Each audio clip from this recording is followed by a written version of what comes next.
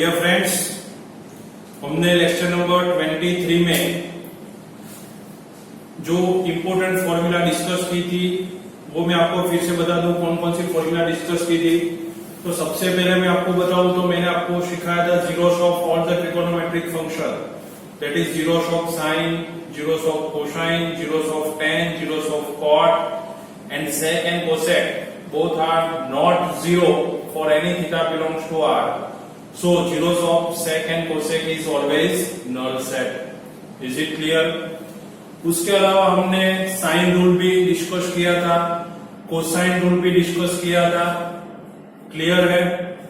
फिर projection formula और Napier formula, ये सब फॉर्मूला हमने लेक्चर नंबर 23 में डिस्कस किया था because it is the most important formula. मैंने आपको उस टाइम पे भी बताया था कि इस जो सब फॉर्मूला है वो आपके लिए बहुत इंपॉर्टेंट फॉर्मूला है, कोई ना कोई जगह पे आपको इसका यूज करना पड़ेगा। तो इसके लिए मैं आज फिर से लेक्चर नंबर 24 में आपके साथ फिर से नए ट्रिको की जो भी फॉर्मूला है वो फिर से डिस्कस करने जा रहा हूं। सो प्लीज आप ये सब फॉर्मूला आज के लेक्चर की और इसके अगले लेक्चर की सब फॉर्मूला ठीक से पढ़ो, ठीक से उसका बार बार रिवीजन करो और आपको कभी भी आपके माइंड से वो हटना नहीं चाहिए। कहने का मतलब ये है कि हम अगर टेक्स्ट बुक के लेवल का कोई भी चैप्टर पढ़ रहे हैं या बुचकेट के लेवल का या जेडबल के लेवल का, लेकिन हमारे माइंड में एक रास्ता क्लियर होना चाहिए कि ये सब formula on the spot mind में आनी चाहिए। कोई भी क्वेश्चन है सामने, कोई भी क्वेश्चन ऑन द स्पॉट वो क्वेश्चन पे हम डायरेक्ट फॉर्मूला अप्लाई करके हम उसका आंसर करेक्ट कर पाएंगे। तो my dear friends, first of all मैं यहां आज जो डिस्कस करने जा रहा हूं, this is the general solution of trigonometric equation. General solution of trigonometric equation। अच्छा, general solution of trigonometric equation मतलब क्या? तो मैंने आपको सिखाया था लास्ट टाइम कि sin x is equal to 0 और sin theta is equal to 0 if and only if theta is equal to k pi k belongs to z। इसका मीनिंग क्या रहेगा माय डियर फ्रेंड्स कि sin थीटा 0 होता है तो theta की कौन सी वैल्यू के लिए sin थीटा 0 होता है? तो आप बताओगे सर k पाई, मतलब आपका k कोई भी नंबर है, k is any integer, it is a multiple of pi. तो पाई के फॉर्म में अगर कोई भी नंबर है your sine must be 0। Pi by 2 के फॉर्म में कोई भी नंबर है your cos must be 0। And अगर पाई के फॉर्म में कोई भी नंबर है तो tan must be 0। That means your sin x, cos x and tan x is 0। वो कौन से नंबर के आगे 0 होता है वो मैंने आपके साथ डिस्कस किया था। आज जो मैं डिस्कस करने जा रहा हूं वो फर्स्ट ये है कि मान लो कि sin theta is equal to sin alpha. यहां पे आप सामने 0 नहीं है, ठीक से समझना है। sin theta is equal to sin alpha, तो इसका जनरल सॉल्यूशन क्या रहेगा? If and only theta is equal to k pi plus minus 1 raise to k into alpha for some k belongs to z एंड alpha belongs to minus pi by 2 to plus pi by 2। Clear है? This is the general solution of trigonometric equation। मान लो कि sin theta is equal to sin alpha है तो आपको friends याद रखना है कि k pi is plus minus 1 raised to k into alpha for some k belongs to z।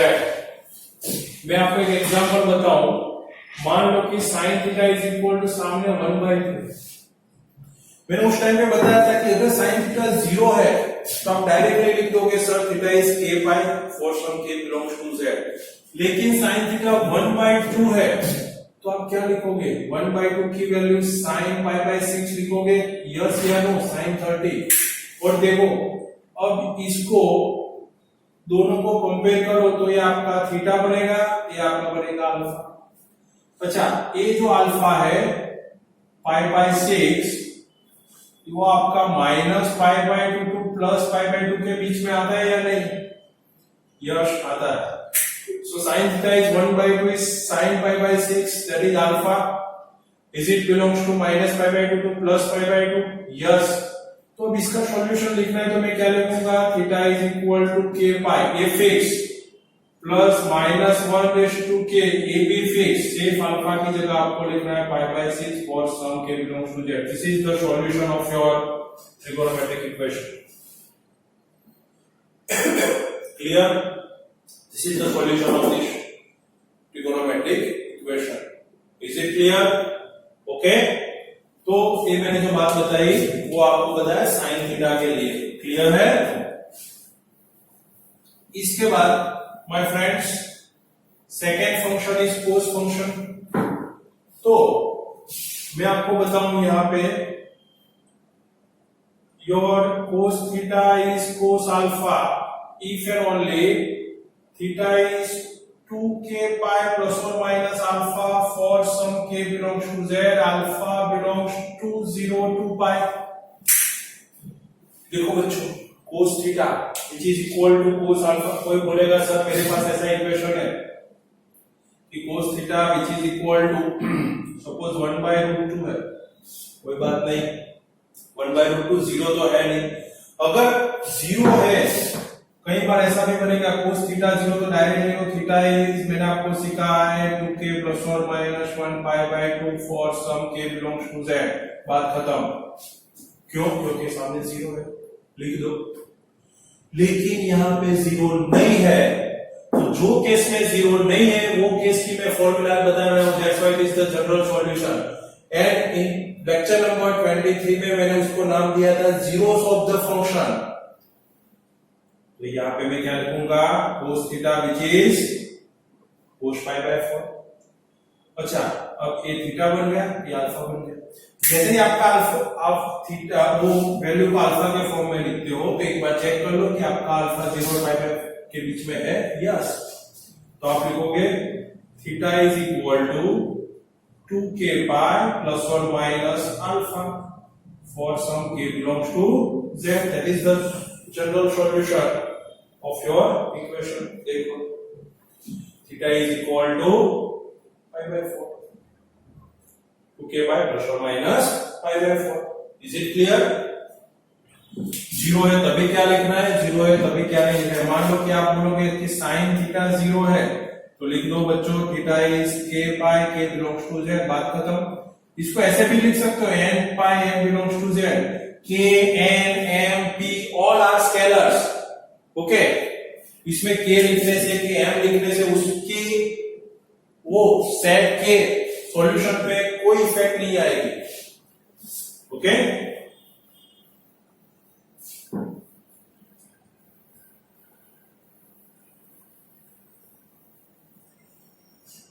Okay, next one is your tan theta which is tan alpha। Double implies theta is simple k pi plus alpha for some k belongs to z and alpha belongs to open interval minus pi by 2 to plus pi by 2। So tan theta is tan alpha if and only if k pi plus alpha for some k belongs to z, alpha belongs to minus pi by 2 to plus pi by 2। तो मैं और एक example बताऊं tan theta के लिए। मान लो कि आपके पास tan थीटा की वैल्यू 1/√3 है तो आप लिखोगे tan pi by 6। Okay, so theta is equal to k pi, ये आपका बन गया alpha which is pi by 6। So answer is k pi plus pi by 6। Clear? Is it clear? Okay, तो माय डियर फ्रेंड्स ये 3 function के लिए आपका general solution क्या है? फॉर्म में अगर आंसर लिखना है तो ये फॉर्मूला से जाना है। अगर 0 है तो डायरेक्ट 0 के फॉर्म में जाना है। अगर 0 नहीं है तो आपको ये फॉर्म से जाना है। क्लियर है? तो मैंने आज आपके साथ ये बात इसीलिए डिस्कस की कि कोई इक्वेशन जब आप सॉल्व करोगे तो it may be 0, may not be 0। If it is 0 then you go with zeros of the function. If it is not zero, then you go with this same formula. Clear? Okay.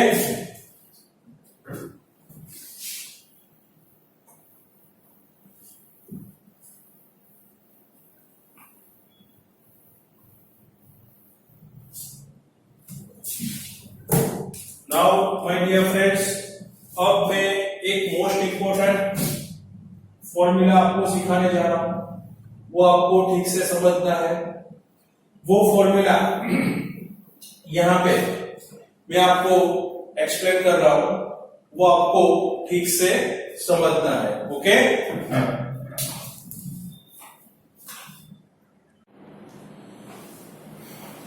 Now next one is my dear friends, यहां पे जो मैं आपको formula discuss कर रहा हूं, वो एक इक्वेशन है सपोज ये फॉर्म में कि a cos x plus b sin x is equal to c, और we can say that it is rather than a cos alpha plus b sin alpha because of this is the alpha. So a cos alpha plus b sin alpha is equal to c. तो ए type की कोई भी अगर equation है तो इसका अगर आपको सॉल्यूशन फाइंड करना है, find the solution of the given equation a cos alpha plus b sin alpha is equal to c. तो मैं आपको एक सिंपल एग्जांपल बताऊं. एज फॉर एग्जांपल, मान लो कि 2 cos x plus 3 sin x is equal to suppose 7 है. क्या है? 2 cos x plus 3 sin x is equal to 7. कोई भी नंबर ले लो. तो इसका सॉल्यूशन फाइंड करना है. आपका क्वेश्चन ऐसा है कि find the solution of this given equation. Okay, तो मैं क्या करूंगा, तो सबसे पहले ए इक्वेशन को इससे कंपेयर करो. a cos alpha plus b sin alpha is equal to c से मेरे को क्या मिलेगा? a is 2, b is 3, c is 7. Clear? Now next one, मैं क्या करूंगा, सबसे पहले ये कंडीशन चेक करूंगा, because your solution of the equation starts from the given condition c square is less और equal to a square plus b square. तो मैं सबसे पहले a स्क्वायर की वैल्यू फाइंड करूं, which is 4, b square 9, c square is 49. So here your c square greater than a square plus b square, because 49 is greater than 13, right or not? So c square is greater than a square plus b square. तो यहाँ पे मैंने एक note लिखी हुई है, देखो. If your c square is greater than a square plus b square, strictly greater than a square plus b square, then solution of the equation is a null set. तो यहाँ पे आपको लिखना है solution of equation is null set. यहां पे आपका answer complete.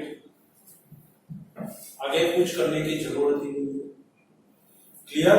Understand what I am saying my dear friends?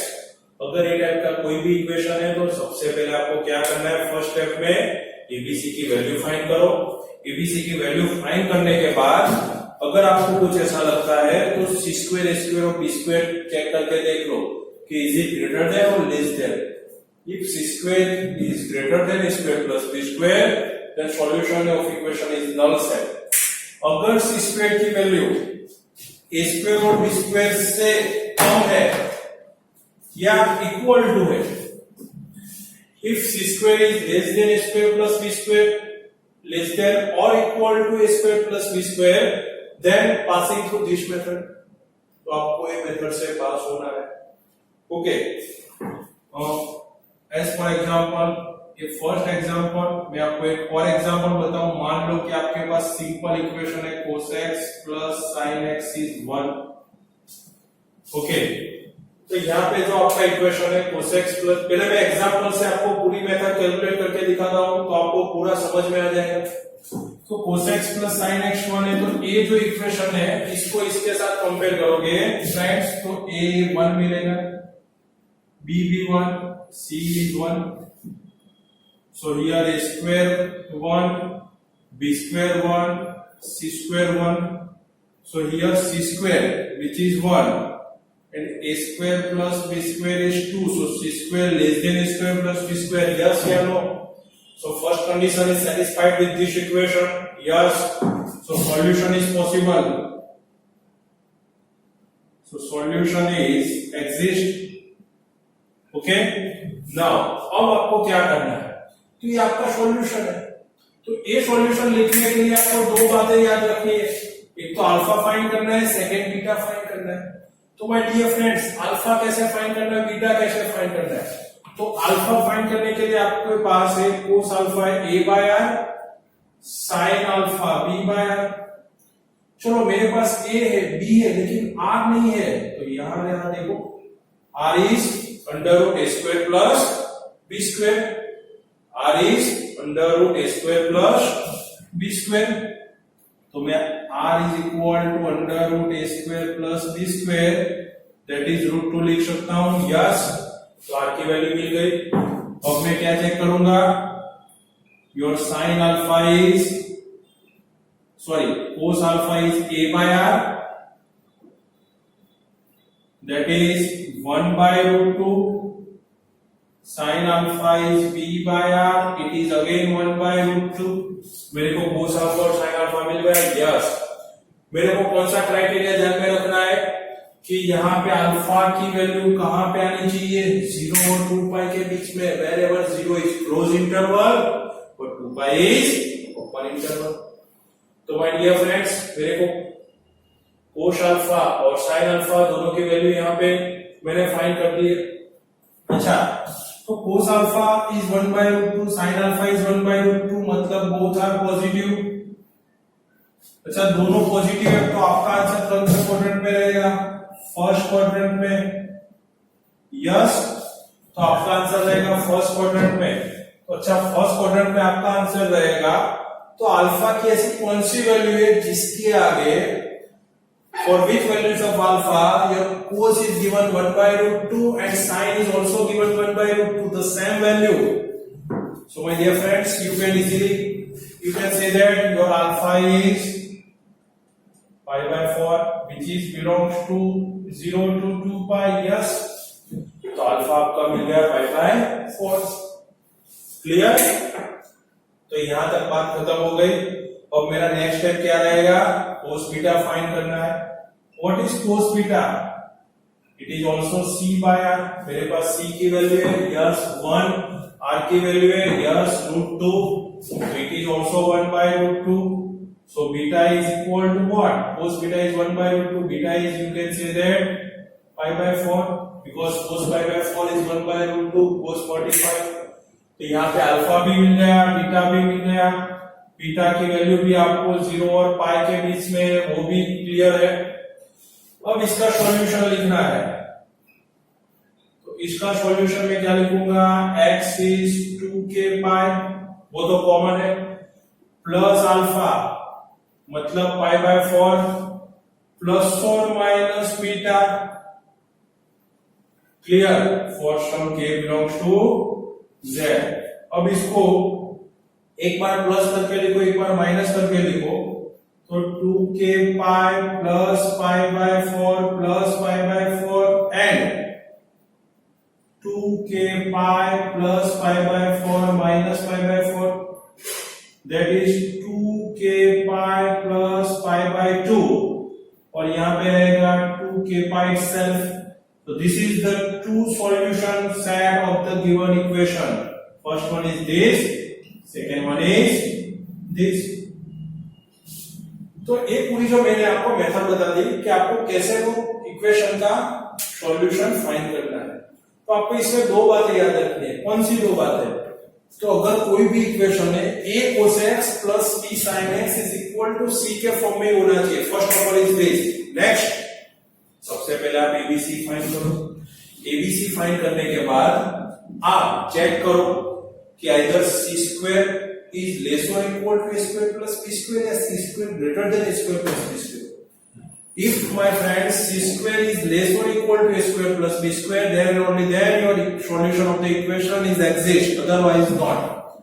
In the first example मैंने आपको बताया कि c square is greater than a square plus b square, so that's why your solution is a null set.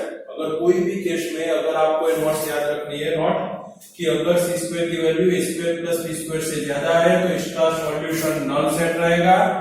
अगर सी square की value ए square plus B square जितनी या उससे कम है, क्या है, इससे कम है, तो आपको पूरा ए कैलकुलेट करना है। तो ये जो है मेथड मैंने आपको बता दी। अब मैं फिर से बताता हूं कि सी स्क्वायर लेस और equal to A square plus B square, then solution of the equation a cos alpha plus b sin alpha is equal to c, which is of the form x is to k pi plus alpha plus or minus beta for some k belongs to z। अच्छा, alpha कैसे find करना है, तो cos alpha और sin alpha से find करना है। r की value under root square plus b square से फाइंड करनी है। आप जो भी अल्फा फाइंड करो, जैसे भी करो, लेकिन आपका अल्फा 0 और 2 पाई के बीच में आना चाहिए। वेयर 0 इज क्लोज इंटरवल और 2 pi is open interval. Clear है? मतलब 0 और 2 पाई के बीच में आने का एक ही रीजन है कि 0 और 2 पाई के बाहर नहीं जाना चाहिए। कैसे भी पकड़ के इसको 0 और 2 पाई के बीच में लाओ। फिर आप फाइंड करो my friends, cos beta is c by r, beta belongs to 0 to pi. फिर आप अल्फा बीटा की वैल्यू यहां पे रख दो, आपको दो सॉल्यूशन मिल जाएंगे। Clear? Okay.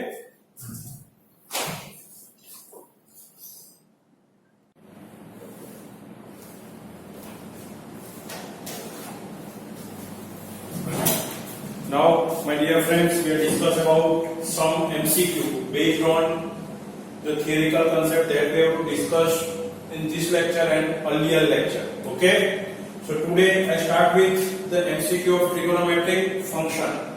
So here my first MCQ is जो अभी हमने फॉर्मूला डिस्कस की उसके बारे में आज फर्स्ट MCQ है। The solution of the equation cos theta plus sin theta is equal to 2, इसका सॉल्यूशन क्या है? What is the solution of cos theta plus sin theta is equal to 2? Your first option is k pi k belongs to z, 2k pi plus pi by 2 k belongs to z, null set for 2k plus 1 pi by 2 for some k belongs to z। Clear है? चलो आओ यहाँ पे cos theta plus sin theta is 2। So comparing this equation याद करो, cos alpha a cos alpha plus b sin alpha is equal to c के साथ compare करो। So comparing this equation with a cos alpha plus b sin alpha is equal to c। Yes कह लो, yes.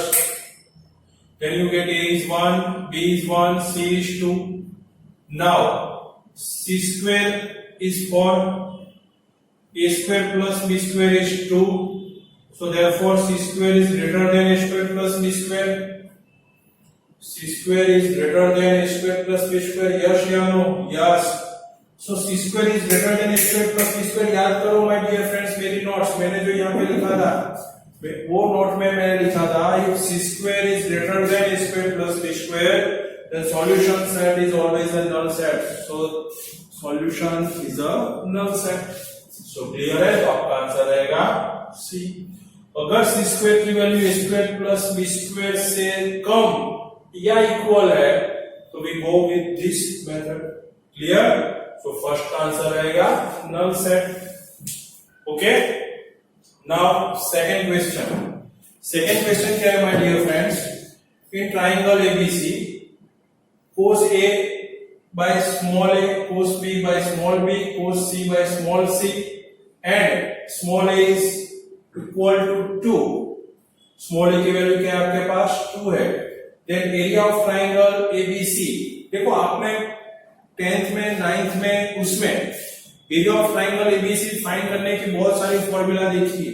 आपकी एक on an average आप बोलोगे कि हमारे पास तो सर एक ही फॉर्मूला है, half of base into altitude. Yes, it is the formula for area of triangle ABC, but उसके अलावा आपने 10th में हेरोस फॉर्मूला भी फाइंड की थी, s under root s minus b s minus c, where 2s is the perimeter of triangle ABC। याद है कि नहीं?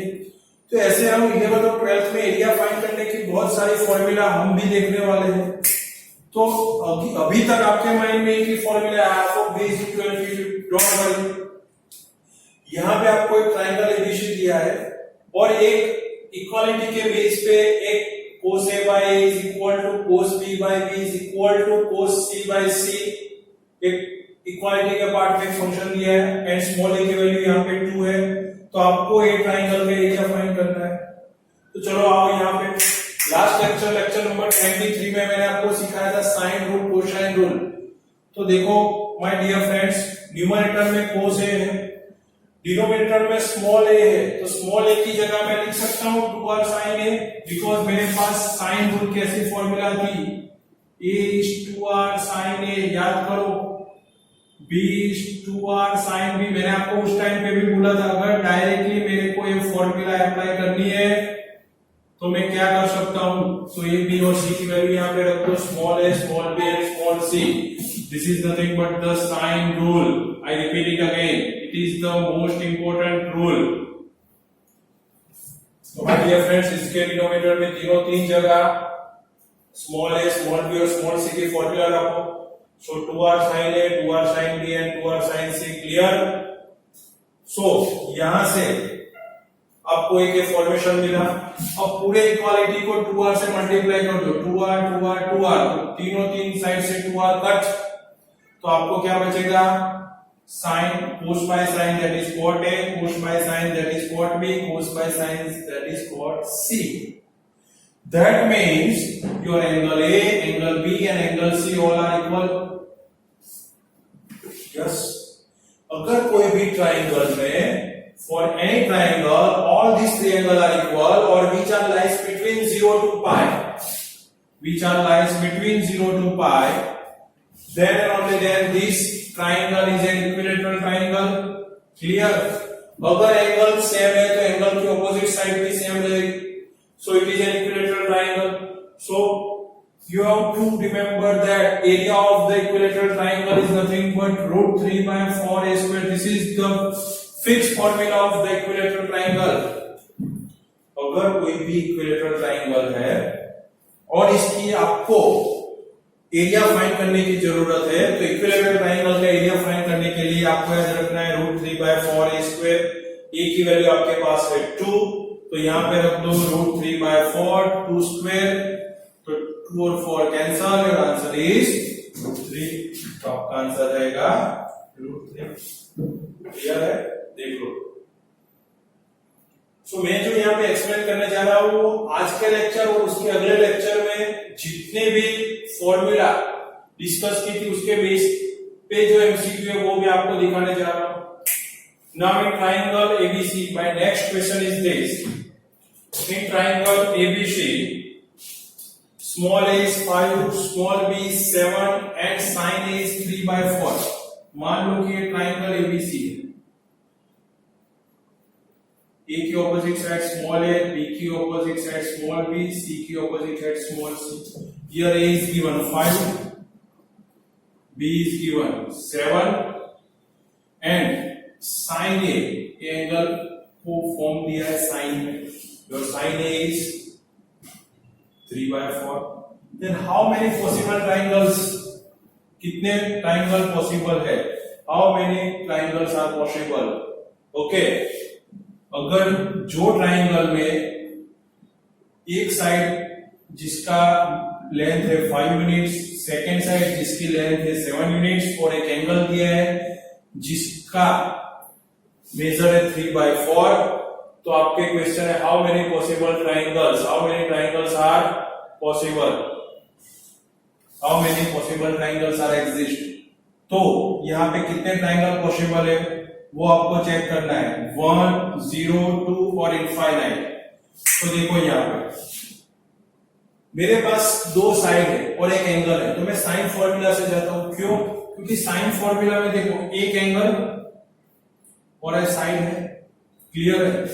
तो साइन फॉर्मूला में जाता हूं, तो साइन फॉर्मूला मेरे पास थी a by sin a is equal to b by sin b is equal to c by sin c which is equal to 2r। Yes या नो, यस।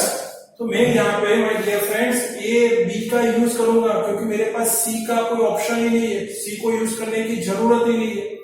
तो मैं साइन रूल में सिर्फ दो प्रॉपर्टी का use करूंगा, a by sin a is equal to b by sin b. Your a is 5, sin a की value कितनी है 3 by 4. Your b is 7, sin b as it is. So denominator का denominator जाएगा numerator में, it is 20 by 3 which is 7 by sin b. So your sin b को अगर आप subject बनाओ तो 7 3 जा 21 by 20. Your sin b is 21 by 20. So sin b की वैल्यू, साइन की वैल्यू आपको याद है रेंज में मैंने सिखाया था, साइन की वैल्यू कभी भी ग्रेटर देन 1 नहीं चाहिए आपको. Your for any theta belongs to R, your sine theta must be कहां पे आना चाहिए, -1 और +1 के बीच में आना चाहिए. लेकिन यहां पे देखो साइन बी की वैल्यू क्या आती है, विच इज ग्रेटर देन 1. तो साइन बी की वैल्यू ग्रेटर देन 1 है, which is not possible. So number of triangle is equal to 0. ऐसे एक भी ट्राइंगल पॉसिबल नहीं है. The number of triangles is 0 for which is 5 base 7 and sin a is 3 by 4. Clear है तीनों तीन MCQ देख लो. तो यहां पे आज के लेक्चर में मैंने आपको जो एक्सप्लेन किया वो बहुत इंपॉर्टेंट पार्ट एक्सप्लेन किया है. आप 23 और 24 दोनों लेक्चर को ठीक से शांति से आपका माइंड 100% कॉन्सेंट्रेट करके उसको पढ़ना है और प्रिपेयर करना है. My dear friends, it is the most important part. I repeat it again, 11th as well as 12th दोनों के लिए जरूरी है. एक आज के जो एमसीक्यू है वो अभी हमने आज की जो फॉर्मूला डिस्कस की और उसके अगले लेक्चर में डिस्कस की थी उसके बेस पे मैंने आपको सिखाया था. तो अब नेक्स्ट लेक्चर से lecture number 25 from onwards we start with the MCQ of JEE main and related with trigonometric function, simple function and बहुत सारे जो फंक्शन है जहां पे ट्रिगोनोमेट्रिक फॉर्मूला का यूज करना है, ऐसे बहुत सारे फंक्शन है वो एमसीक्यू हम आगे स्टडी करने वाले हैं. तो तब तक आपको जब भी आप यहाँ पे ये लेक्चर पढ़ना स्टार्ट करो तो आपको एकदम क्लियर होना चाहिए सब फॉर्मूला. इसीलिए फिर से बता रहा हूं कि लेक्चर नंबर 21, 22, 23, 24 इस सब लेक्चर को आप बार बार पढ़ो, बार बार इसका रिवीजन करो और इसकी अच्छी प्रिपरेशन करो. ओके, अब मिलेंगे हम लेक्चर नंबर 25 में. तब तक have a good day. Thank you.